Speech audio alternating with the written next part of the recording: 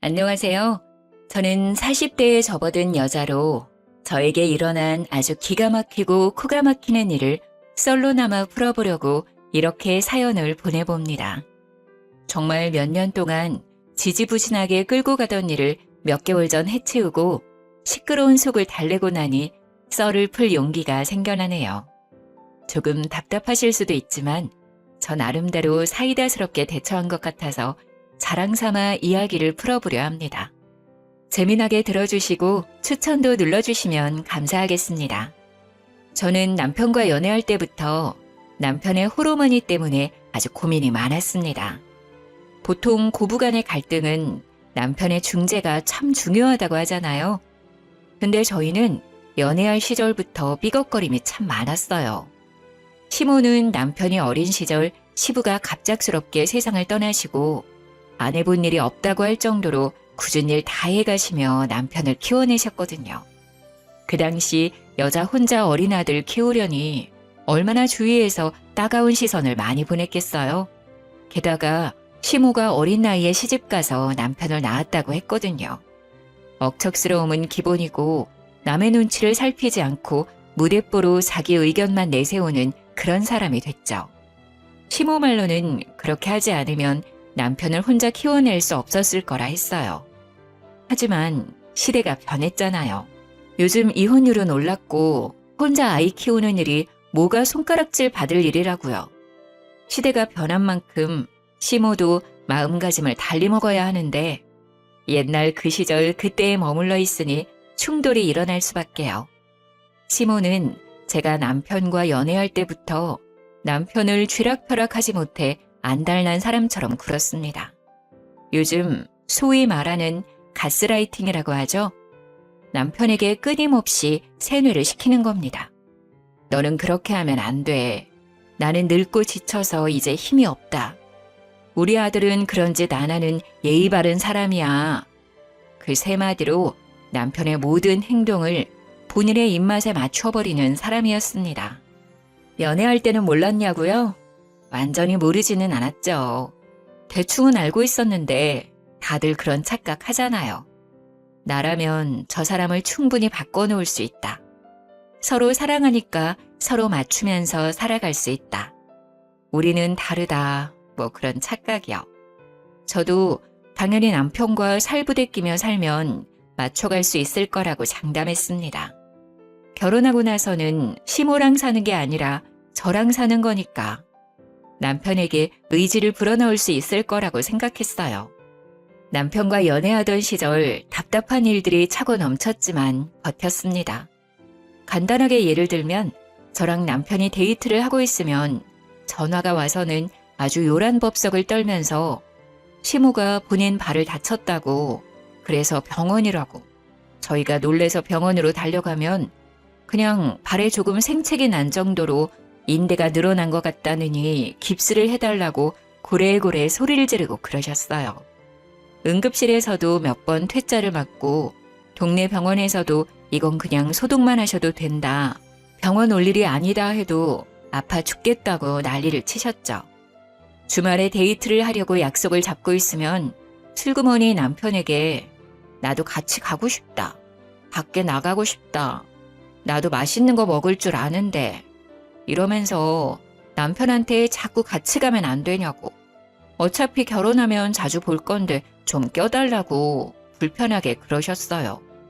또 우리 효자 남편은 한두 번 거절하고 나니까 3번 거절은 마음에 걸렸는지 저한테 양해 좀 해달라고 하고 한창 불타오를 시기에도 3번에 한 번꼴로 시모랑 같이 데이트를 하러 다녔다니까요.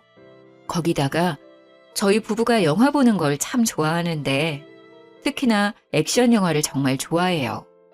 좋아하는 영화 제작사에서 신작이 나오면 무조건 가운데 자리에 미리 티켓팅을 해서 보러 갈 정도로 좋아하는데 그거 보러 가려고 하면 본인도 껴달라고 하고 제가 오죽하면 해외 영화라 자막도 읽어야 하고 엄청 어지럽고 시끄러우실 텐데 괜찮으시겠냐고 돌려서 말할 정도였어요.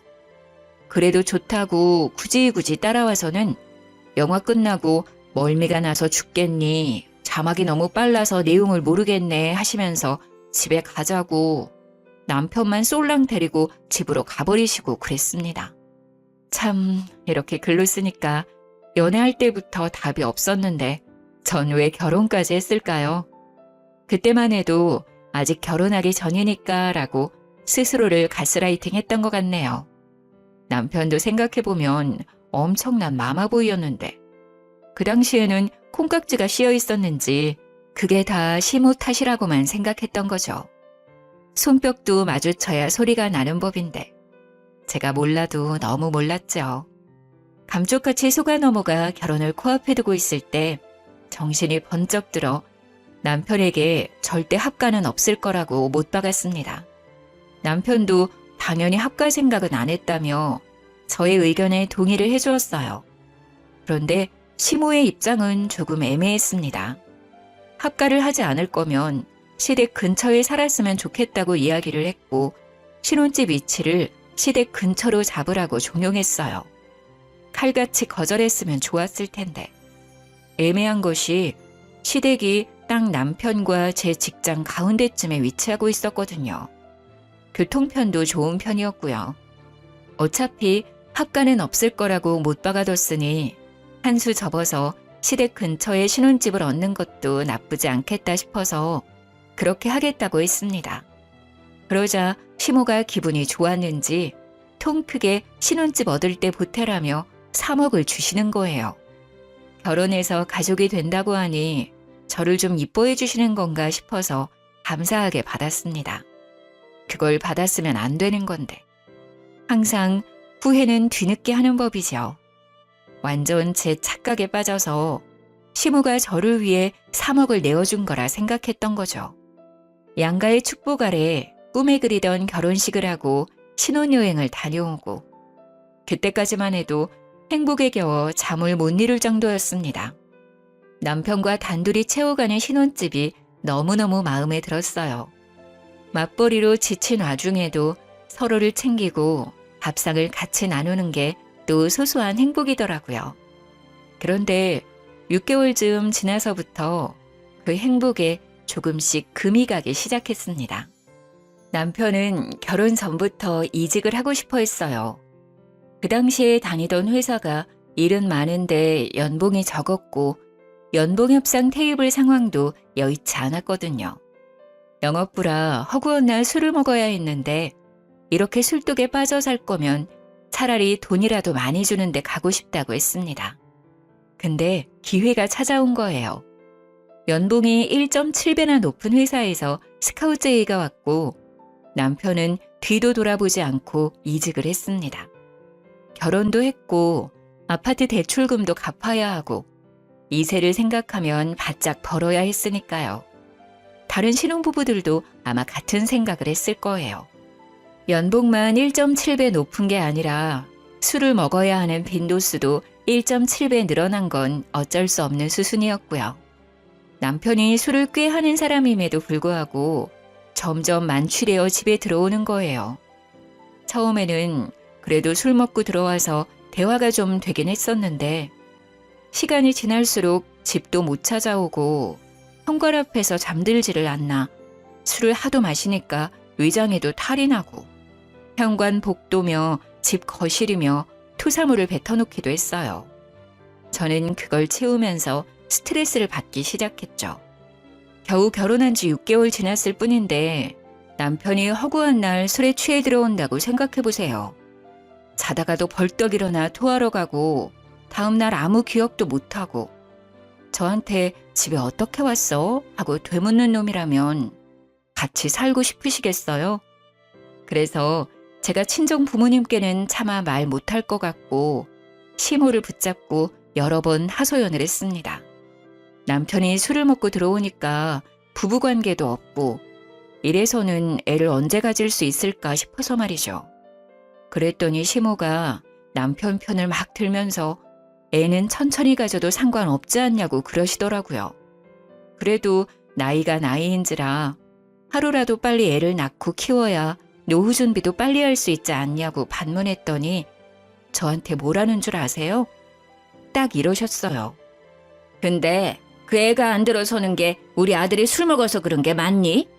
우리 아들이 건강한 체질이라 그렇게 문제가 있진 않을 건데. 그 말이 무슨 뜻이겠어요? 문제가 있으면 너한테 있지 우리 아들한텐 없다. 그러니까 애가 안 생기는 건 너의 탓이다. 하고 말한 거예요. 아니, 남편이 맨날 술 먹고 들어와서 뻗어서 잠만 자니까 애가 안 생기는 건데 그걸 어떻게 제 탓을 할 수 있는 거죠? 그냥 듣고 싶은 대로만 듣는 거예요. 타이밍이 맞아야 애가 생기든지 말든지 할 텐데 그건 쏙 빼놓고 그냥 제 몸에 문제가 있는 건 아니냐고 자기 듣고 싶은 대로 듣고 말하고 싶은 대로 하는 거예요. 그게 너무너무 열받더라고요. 제가 웃으면서 하늘을 봐야 별을 따져 했더니 여자가 부끄러운 줄도 모르고 그런 이야기를 한다고 또 버럭하시고 잘 지내고 싶어도 잘 지낼 수 없는 관계가 고부관계라더니 그 말이 실감나는 순간이었습니다. 어느 날은 시모가 나한테 남편이 맨날 늦게 들어오는데 혼자 있는 게 외롭진 않냐고 하시더라고요. 저도 퇴근하고 나면 저녁 7시는 되고 남편이 뭐 언제 들어올지는 몰라도 11시에서 새벽 1시 사이에는 들어오니까 그때까지 집 정리도 좀 하고 TV도 보고 취미 생활하느라 사실 그 시간이 지루하거나 하진 않았거든요.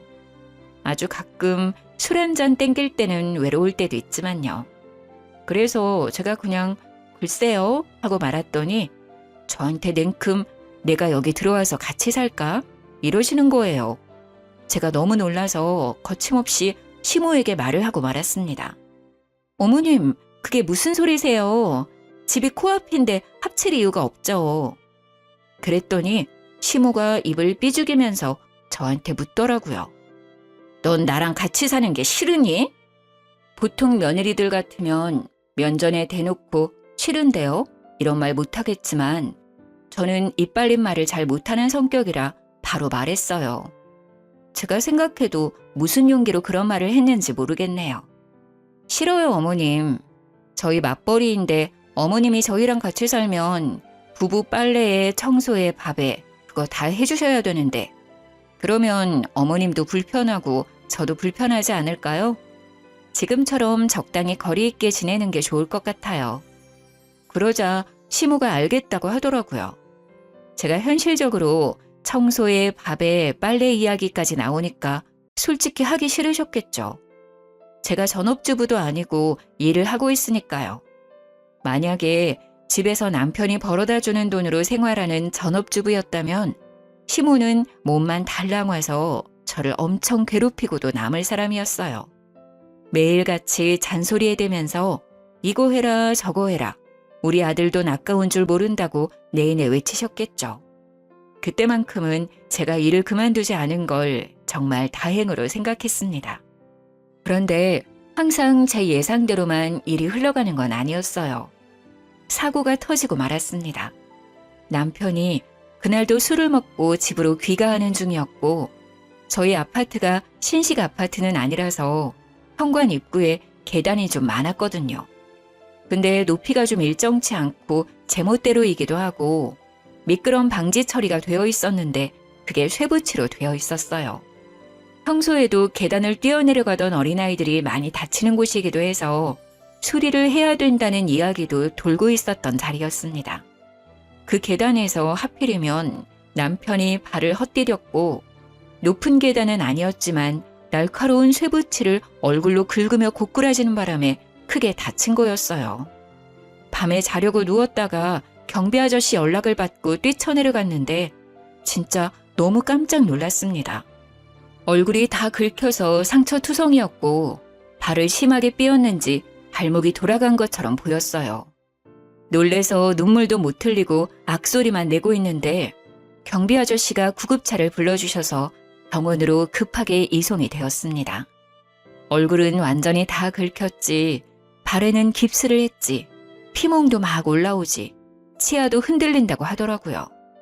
거기다가 속의 뼈가 어찌 다쳤는지, 머리는 안 다쳤는지 정밀 검사를 해봐야 한다는 의사 말에 너무 놀랬습니다.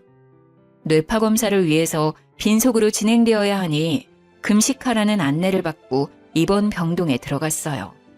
남편은 그 와중에도 술이 덜 깨서 비몽사몽하고 있고 저는 잠이 확 깨서 남편 옆에서 간호를 하고 미리 시모한테 연락을 했었는데 한두 시간 있다가 병원에 도착하셨더라고요. 그러면서 우리 아들 술 먹고 속이 얼마나 아프겠냐면서 글쎄 흰죽을 쏘아다가 오신 거예요. 보온병을 열어서 흰죽을 꺼내 남편 입에 들이미는데 의사가 금식을 해야 된다고 했잖아요.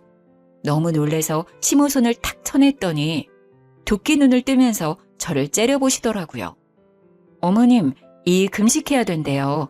검사가 밀려 있어서 잠시 병실에 온 거예요. 요즘은 밥 다 먹고도 검사 가능하다더라. 우리 아들 속이 얼마나 허하겠니? 그러면서 제 말은 모조리 무시하고 숟가락으로 떠서 입에 들이미는데 의사가 금식하라고 했는데 도대체 왜 말은 안 듣는 건지. 만약 한 입이라도 먹었다가 검사 늦춰지면 그건 또 누구 보고 감당하라고 저렇게 대책 없이 구는지 모르겠더라고요. 그래서 별 수 있나요? 간호사 호출 버튼 계속 눌렀죠. 남편은 술이 안 깨서 입도 못 벌리고 잠에 빠져 있고 시모는 계속 입에 죽 넣으려고 난리고 저는 발만 동동 구르면서 간호사를 기다렸습니다. 황급히 달려온 간호사가 병실 상황을 파악하고 시모한테 소리를 질렀어요. 환자분 금식이에요. 금식 안 하시면 음식물 역류해서 기도가 막힐 수도 있어요. 기도가 막히면 숨을 못 쉬고 그러면 정말 큰일 나요. 죽 얼른 치우세요. 그제서야 시모가 아유 그런 줄 몰랐다면서 보온병에 싸온 죽을 치우더라고요.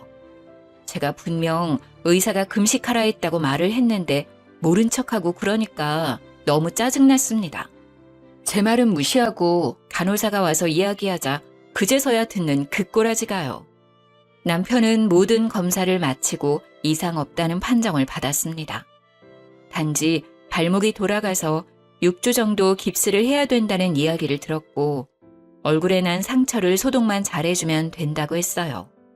치아가 조금 걱정이긴 했는데 넘어지면서 잇몸을 다친 것 같다고 치아 자체는 괜찮으니 냅두면 아물 거라고 하더군요. 그 이야기를 들으니까 그제서야 안심이 되고 저는 출근을 해야 되니까 집으로 갔는데 시모는 꿋꿋하게 남편 수발을 들겠다고 하더라고요. 저한테는 어찌 보면 차라리 잘된 일이라 시모한테 남편을 좀 돌봐달라고 부탁드렸어요. 평일에는 시모가 병수발을 해주고 주말에는 제가 하기로 약속을 했습니다. 바쁜 평일을 보내고 주말에 병원에 갔는데 시모가 도무지 집에 갈 생각을 안 하더라고요.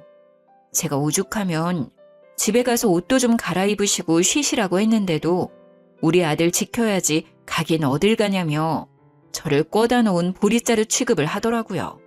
식사가 나오면 숟가락에 밥 뜨고 반찬 떠서 입에 막 넣어주고 그러는데 남편이 발을 다친 거지 손을 다친 게 아니잖아요.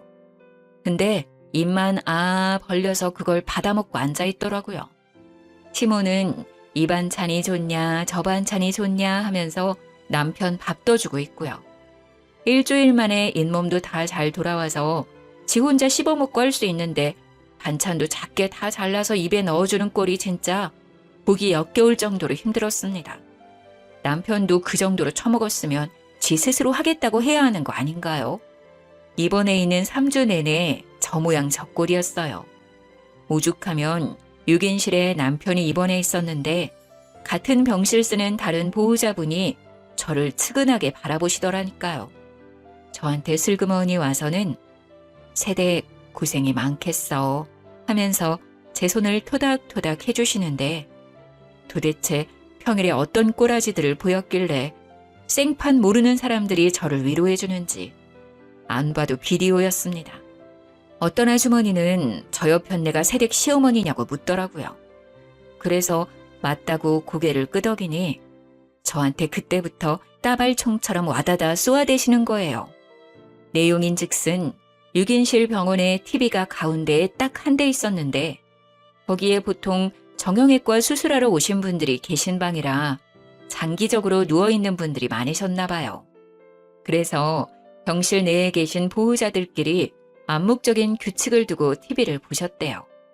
일일 드라마, 주말 드라마 같은 걸 딱 하나로 통일해서 보고 계셨던 거죠. 우리 시모가 병실에 자리 잡기 전까지는 아무 문제 없이 순번 지켜가면서 잘 보셨다고 했어요. 그런데 일일 드라마 보는 시간에 시모가 갑자기 TV 리모컨을 쓱 들고 가더니 본인 보고 싶은 프로그램을 막 돌리더래요. 그래서 한 아주머니께서 우리 어디 채널에 있는 드라마 보니까 거기로 돌려달라 하셨나 봐요.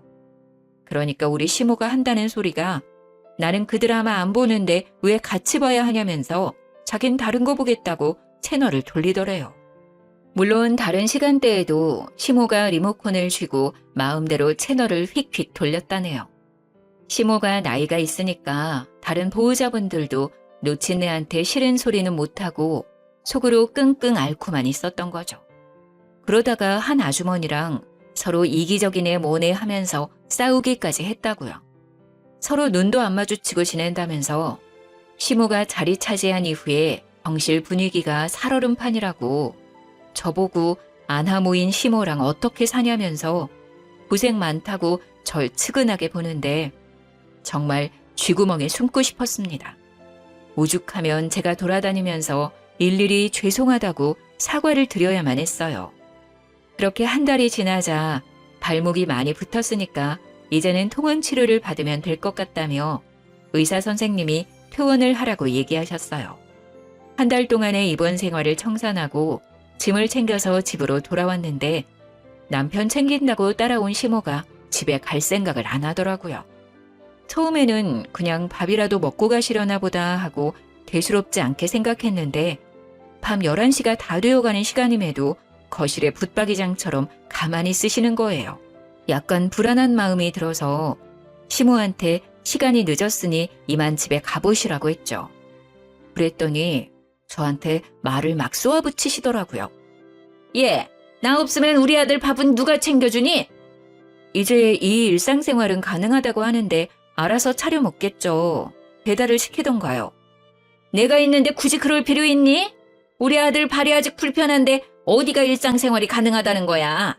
너 출근하고 나면 내가 다 챙길 테니 걱정 말고 일 보거라.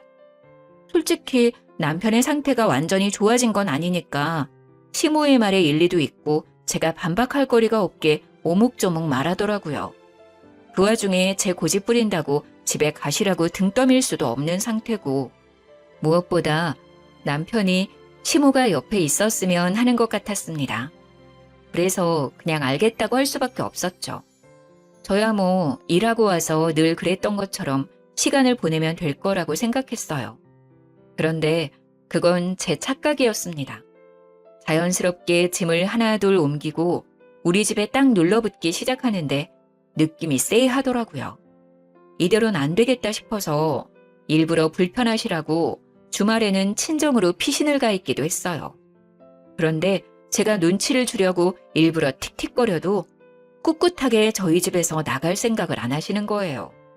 1주일만 참자, 2주일만 참자 하고 남편이 깁스를 풀 때까지 기다렸습니다.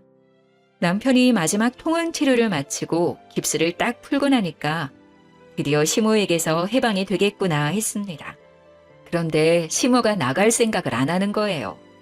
점점 속이 타기 시작했죠.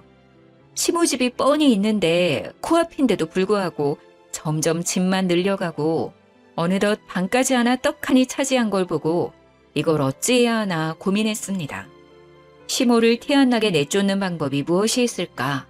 인터넷에 고민을 올려보기도 하고 맘카페에도 글을 올려보고 했지만 딱히 좋은 수가 없었어요. 다들 그냥 이혼하세요 하고 말더라고요. 남일이라 쉽게 말하지 이런 걸로 이혼하는 게 쉽냐고요. 그러다가 이 사연 채널을 알게 되었습니다. 열심히 보다 보니 사이다 대처법들이 많더라고요. 그래서 실행에 옮기기로 했죠. 퇴근하고 와서 일부러 빨래를 던져놓고 시모한테 어머님 이것 좀 빨아주세요. 흰 셔츠라 손 세탁해야 하는 거 아시죠? 하기도 하고요. 어머님 밥은 언제 준비되나요? 어머님 쓰레기 쌓아두면 냄새나니까 바로바로 좀 버려주세요. 분리수거도 해주시고요. 어머님 화장실 청소는 언제 하신 거예요? 곰팡이 생길 것 같아요. 줄눈도 새로 발라야 할까요? 이러면서 일부러 시모한테 일을 막 시켰어요. 남편이 토끼 눈을 뜨고 저를 바라보았지만 못 본 척 무시하고 제가 하고 싶은 말을 와다다 쏟아냈죠. 시모도 제가 이런 식으로 나올 거라고 생각을 못했는지 놀라고 당황해하면서 저한테 그걸 왜 자기가 해야 되냐고 되묻더라고요. 왜 하긴요, 어머님. 저희 둘 다 맞벌이인데 이제 다시 출근하면 집안 살림을 어머님이 봐주셔야 하는 거 아니에요? 이런 거 해주시려고 집에 오신 거 아닌가요? 저는 그런 줄 알았는데. 그럼 지금부터라도 해주세요. 시모가 무척 당황했는데 어버버 하는 틈을 타서 쐐기를 탁 박았죠. 내일은 욕실 청소랑 베란다 정리도 좀 해주세요. 저희가 짐이 많아서 그런지 어머님 도움이 필요할 것 같아요. 전 남은 일 하고 올 테니 밥 다 되면 불러주세요. 하고 방으로 쏙 들어갔습니다. 남은 일이 있다는 것도 진짜였고 밥 차려달라는 것도 진심이었죠. 홀가분한 마음으로 신나게 재택근무를 하고 밥 다 됐다는 시모의 퉁명스러운 말에 나가서 밥을 신나게 먹었습니다. 남이 차려준 밥 먹으니까 진짜 꿀맛이더라고요. 밥을 다 먹고 난 다음 설거지통에 식기를 가져다 놓고 저는 남은 일 하러 가볼게요 하고 방에 또 들어갔어요. 그러니까 시모가 기가 막혀 하면서 저의 뒤통수에 대고 헛기침을 하시는데 일부러 모른 척 했습니다. 결국 남편이 따라 들어와서 저한테 한 소리 하려고 하더라고요. 제가 먼저 선수 쳤죠. 분명 합가는 없다고 못 받고 결혼했다고. 어머님 나가실 때까지 이렇게 할 거니까 그런 줄 알라고 딱 잘라 이야기하니까 남편도 아무 말 못했습니다. 결혼 전에 자기가 뱉어놓은 말이 있는데 이제 와서 말 바꿀 수도 없는 일이니까요. 아직 결혼한 지 2년이 채 안 된 상황에 제가 어떤 식으로 나올지도 모르니까요. 마마보이 같은 놈이라는 걸 그때 정확히 파악했죠. 다음날 아침에 출근하려고 하는데 시모가 저를 보면서 약간 우물쭈물 말을 하더라고요. 이제 나는 내 집으로 가련다.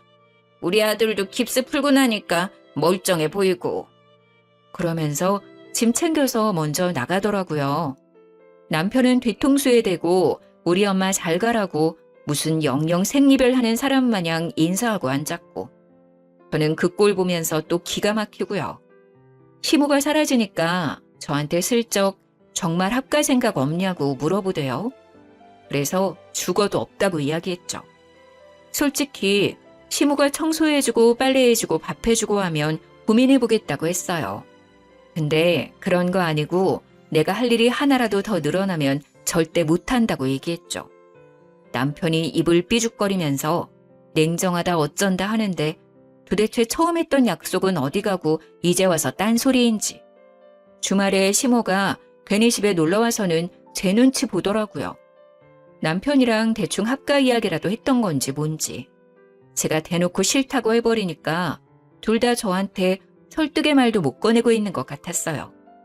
자꾸 눈치만 보면서 말을 할까 말까 고민하는 것 같아 보이길래 보는 제가 답답해서 무슨 일이냐고 그냥 말씀해 보시라 했습니다.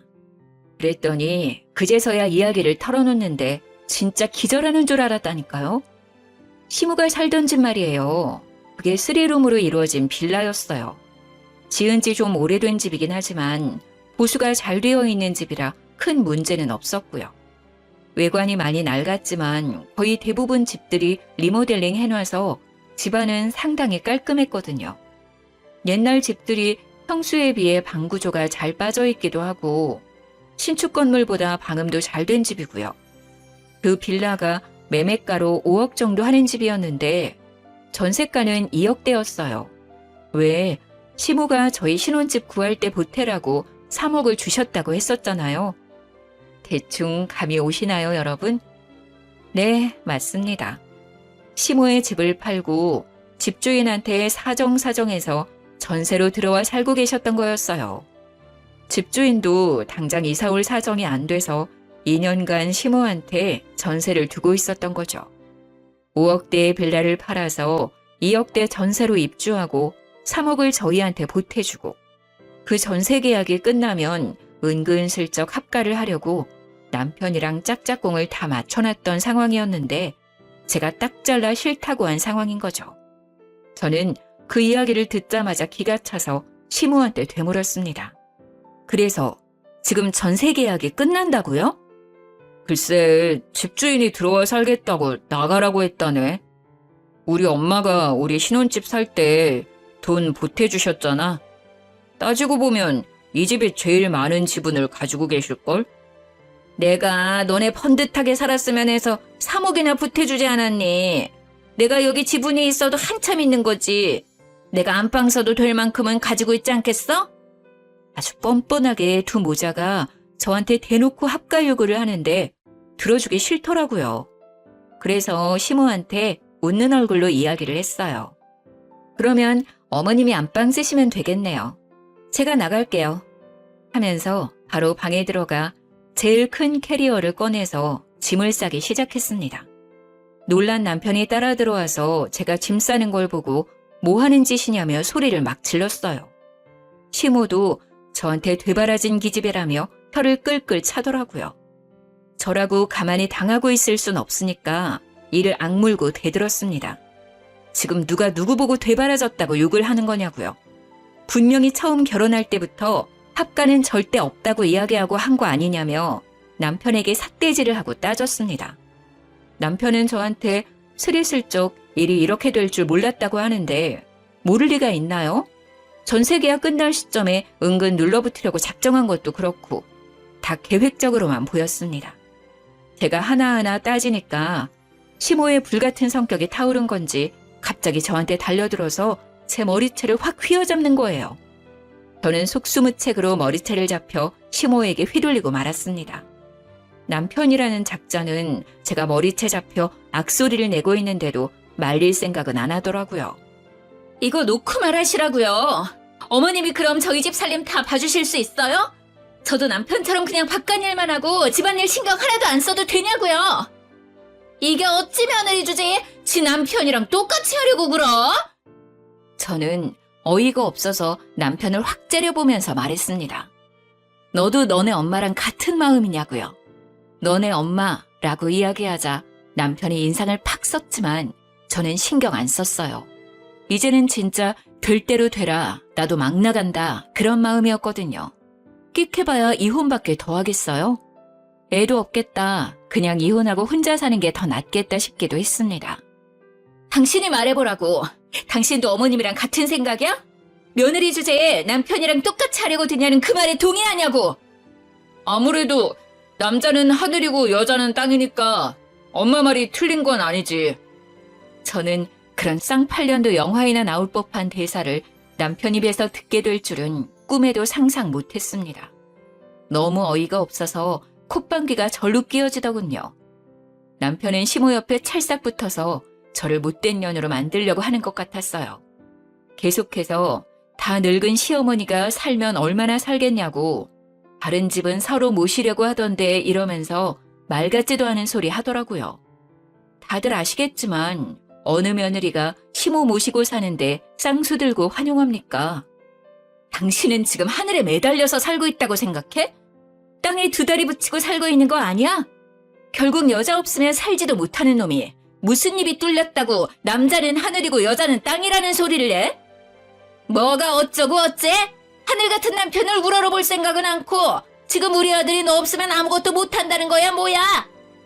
허구한 날 술에 취해서 여기저기 토해놓고 옷도 맨날 뒤집어서 벗어놓는 인간이 저 없이 뭘 하겠어요? 저도 그동안 할 말 없어서 입 다물고 살았던 거 아니거든요? 이런 식으로 나오면 이혼할 거예요. 머리채 잡은 것까지 위자료 톡톡하게 준비하셔야 될 겁니다.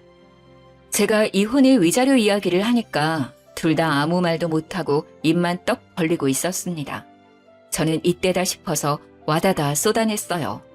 나는 분명 합가는 절대 못한다고 이미 말을 해뒀는데 그걸 굳이 못 지키겠다고 한다면 나도 더 할 말 없네요.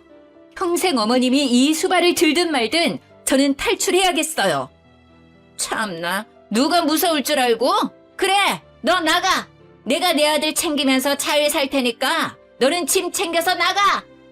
저는 네, 알겠습니다 하고 서둘러 옷가지들과 제 귀중품을 챙겨서 나왔습니다.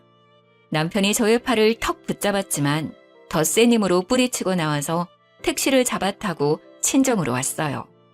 제가 큰 캐리어까지 들고 친정에 오니 부모님께서 너무나도 놀라셨지만 저는 천천히 모든 일을 이야기해드렸습니다. 아빠는 저한테 이혼까지 할 일이냐고 반문했지만 엄마가 아주 든든하게 제 편을 들어주셨습니다. 이래서 남자들이란 다 똑같다는 거야. 지네 엄마 챙길 줄이나 알지 평생 붙어 사는 마누라 챙길 줄은 모른다니까. 왜 결혼만 하면 효자 노릇 못해서 안달인지 모르겠다. 네 아빠도 똑같이 그러더니 내가 아주 입이 없어서 그동안 참고 산 줄 알지? 엄마가 씩씩거리니까 아빠가 바로 엄마 화를 풀어준다고 변명을 막 하더라고요. 저는 아빠한테 엄마 같은 사람 어디에도 없으니까 잘 좀 하라고 했어요. 모질이 같은 남편 덕분인지 저희 부모님 사이에 쌓여있던 앙금도 이 기회에 풀어버렸고요. 저는 이혼하겠다고 번복은 없다고 친정 부모님께 딱 말씀드리고는 이혼 서류를 프린트해서 착실하게 적어 나갔습니다. 빈칸 없이 꽉 채워서 다음날 눈 뜨자마자 집에 찾아가 미처 가져오지 못한 짐들을 챙기고 남편과 시모에게 서류를 내밀었어요. 적을 건 다 적어놨으니 나머지 채울 부분만 채워서 가정법원 앞에서 보자고 했습니다. 남편은 이혼 서류를 보고서도 믿지 못하는 듯 해보였지만 시모는 오히려 바락바락 저한테 아주 잘 됐다고 악담을 퍼부었습니다. 지아비 버리고 먼저 도망가면 평생 불운하다나 뭐라나. 저는 당연히 듣는 척도 안 했죠. 남편이랑 평일에 반차를 내고 가정법원에 서류를 접수하고 이혼 교육도 들어야 한다고 하더라고요. 착실하게 교육까지 듣고 법원에서 준비해주는 상담도 받고 그럼에도 불구하고 이혼하겠다고 했습니다. 남편은 저의 마음을 회유하려 했지만 이미 정이 다 털린 상태인데 다시 붙잡고 말고가 어디 있겠나요. 다행히도 아이가 없어서 한 달의 숙려기간이 지나면 법원에 출두해서 이혼 재판을 받으면 된다고 했습니다. 혼인신고서는 둘이 구청 가서 접수만 하면 됐는데 이혼이라는 건 참 복잡하더라고요. 아무리 그래도 한번 하겠다고 마음을 먹으니 마음이 돌아가진 않더라고요. 그날 이후 남편이 술 먹고 두어 번 전화하기도 했고 시모가 저한테 전화를 한 번 하긴 했는데 둘 다 안 받았어요. 뻔한 이야기 할 것 같아서 받기 싫었죠. 이혼이 애들 장난도 아니고 화해한다고 다시 예전처럼 돌아갈 수 있는 문제도 아니었고요. 한 달이 지나고 재판 날이 다가오자 시모가 친정집으로 찾아왔더라고요. 엄마한테 이런 일로 이혼하는 게 영 말이 안 되는 것 같다 하면서 자식 교육을 어떻게 시킨 거냐고 합가하는 게 뭐가 문제라고 이게 이혼까지 할 일이냐고 따졌다는데 엄마가 시모한테 소금을 뿌렸대요. 남의 집 귀한 딸 데리고 어떤 시집살이를 시킬 줄 알고 합가하는데 동의하겠냐고. 이혼하는 마당에 찾아와서 찌질하게 이러지 말고 꺼지라고 했대요. 얼마나 속이 시원하던지 막 깔깔거리면서 웃었습니다. 이혼 도장 찍고 나니까 시모가 저한테 구구절절 문자를 보냈더라고요. 한 달 동안 남편의 히스테리에 술주정에 아주 정신이 쏙 나갔었나 봐요. 저한테 뭐 이런 걸로 이혼을 하냐고, 노인이 살면 얼마나 살겠냐고, 셋이서 북적북적 살다 보면 갈등 같은 것도 별로 없을 거라고 문자를 했길래 쿨하게 답장해드렸습니다. 앞으로 아들이 술 처먹고 들어와서 토하는 거 잘 치우시고요. 고래고래 소리 질러서 주위 이웃들이 민원 넣는 것도 잘 해결하시면서 원만하게 사시고요. 현관 앞에서 잠드는 경우 많으니까 입 돌아가지 않게 입을 잘 덮어주시고요. 집안일 열심히 하시면서 아들 뒷바라지 잘 해보세요. 저는 저 혼자 잘 먹고 잘 살겠습니다까지 붙여서 완전히 약을 올렸더니 쉬지 않고 전화가 오더라고요. 바로 전화기 전원 꺼버렸습니다. 전 남편이 되어버린 그 사람에게도 앞으로 쓸데없이 연락하지 말고 모르는 사이로 지내자고 했고요. 이혼 확정 나온 서류를 구청에 제출하고 나니 제 배우자 이름에 남편 이름이 사라지더라고요. 등본까지 딱 떼서 깔끔하게 확인하고 가벼운 마음으로 집으로 돌아와 축하 파티를 했습니다. 제가 만약 다른 분들의 사연을 몰랐다면 이런 사이다 대처가 가능했을까요? 집단 지성이라고들 하죠. 여럿이 힘을 합치니 제가 생각도 못한 말들이 쑥쑥 나오더라고요.